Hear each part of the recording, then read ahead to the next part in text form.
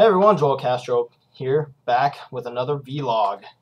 I figured out they're actually called vlogs instead of vlogs because, it's kind of hard to distinguish between a B and a V at times, but I digress. That's not the topic of my video today.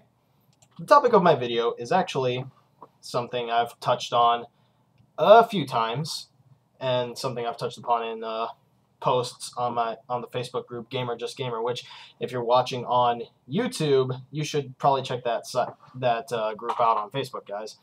We discuss video games a lot. We discuss why we have our favorites.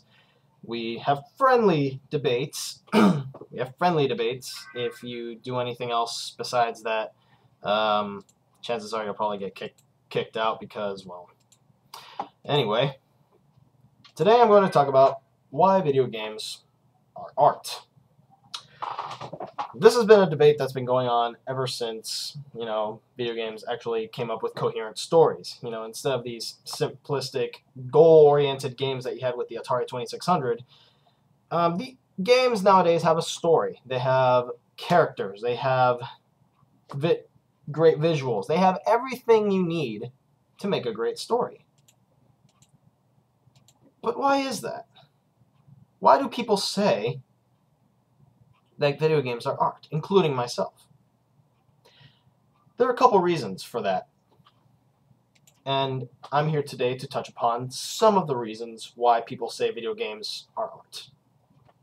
The number one, video games are very beautiful. They have unique art styles. They use art in their design.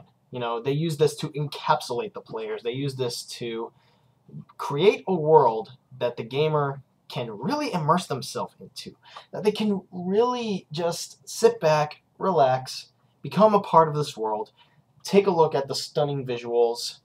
Not these stunning visuals, because obviously this is a kitchen, but you have mountainscapes, you have grasslands, you have war-torn areas, you have all these things that we use in our imaginations when we're looking at a painting or when we're reading a book, or that they show us very slightly when we're watching a movie. These are things that are nowadays considered art if done right. However, video games do this better because you spend hours looking at this stuff. When playing a video game, you spend hours with it, and you're looking at all this stuff. The visuals, the environments, the character models.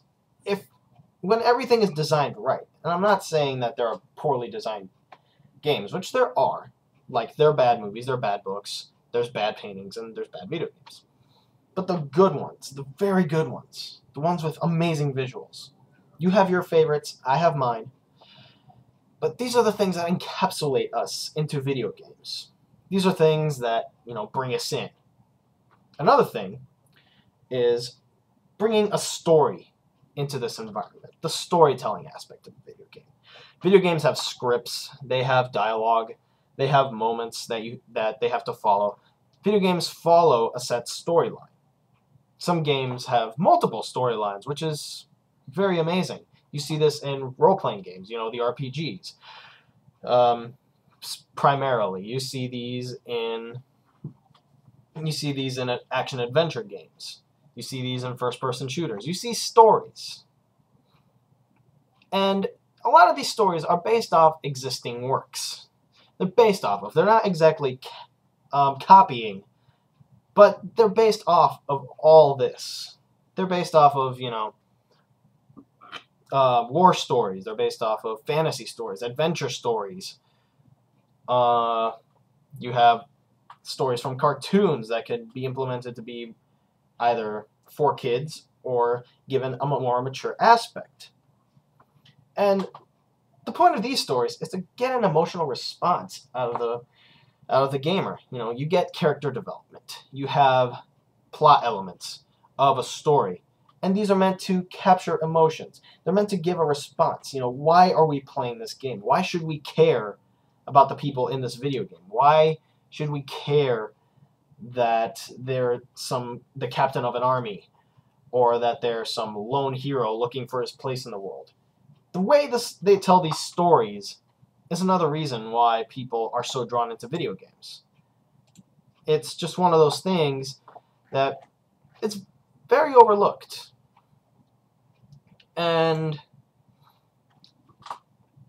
what helps with the storytelling is a unique feature that's only in video games, which is gameplay. It allows for the player to fully immerse themselves into the game. You know, they become the character. And yes, I know a lot of video game characters have voices. A lot of video game characters have personalities. What about the ones who don't? The silent protagonists. These are the people that you just get so connected with them. There's a connection with these characters. Not just the main protagonist, too. The other main characters. And it just creates this immersion in people. It creates, it gives you control of their life.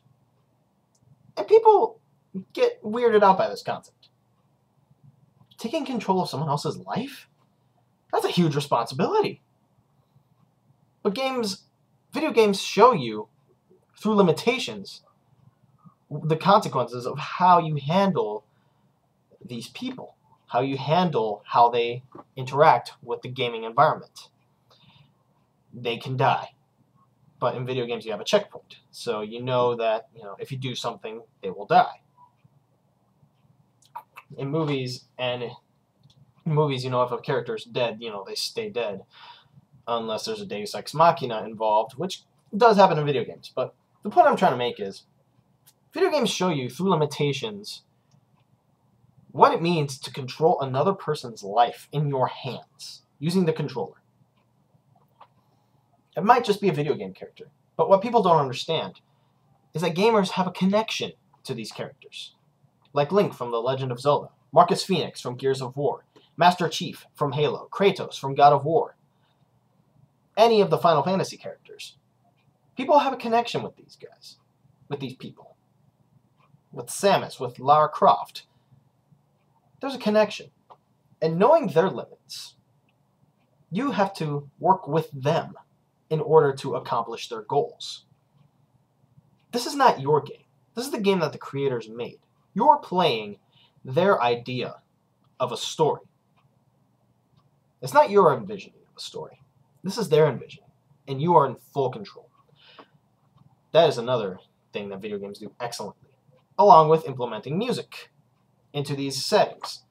You have these amazing music pieces whenever you have an action scene. You have these quiet moments whenever you enter a new area that is beautiful or ugly. You get these ugly musical pieces sometimes. And it helps to create the immersion. It helps to create the background for this. Now, with all I talk about why video games are art, you probably want to know, what are a few examples? I have about 6 examples that I'm going to tell you about today. The first of which is Ico, which is the creation of video game director Fumeto Ueda. I'm definitely butchered that name, but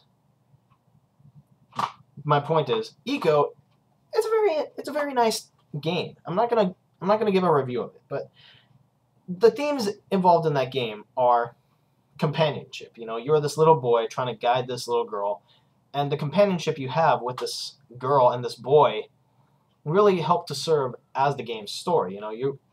You're helping them both out of the castle, out of this dark castle that holds many secrets and many puzzles, twists, and turns.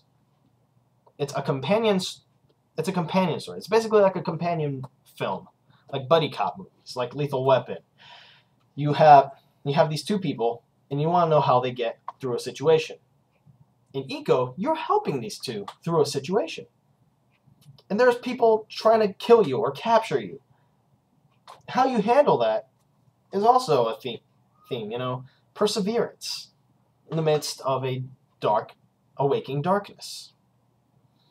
Another game that is an example is the game known as BioShock, a 2007 first-person shooter that not only is pretty terrifying in its own right, But it's also a look, it gives a very, very introspective look at the dark side of pride and ambition. What can pride and ambition do to someone? How much power can someone be consumed with and not fall over the edge?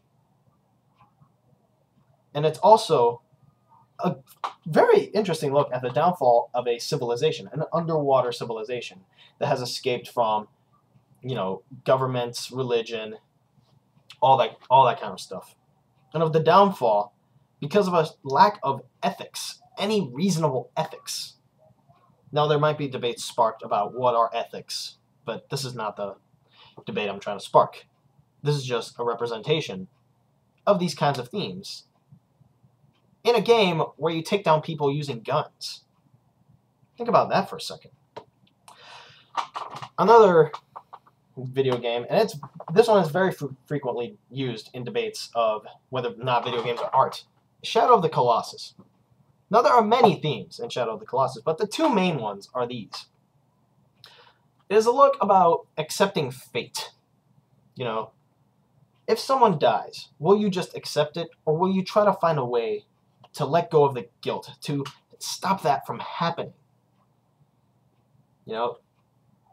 People have a hard time accepting that things happen because they're supposed to. And this is a very good look. This video game is a very good look at that.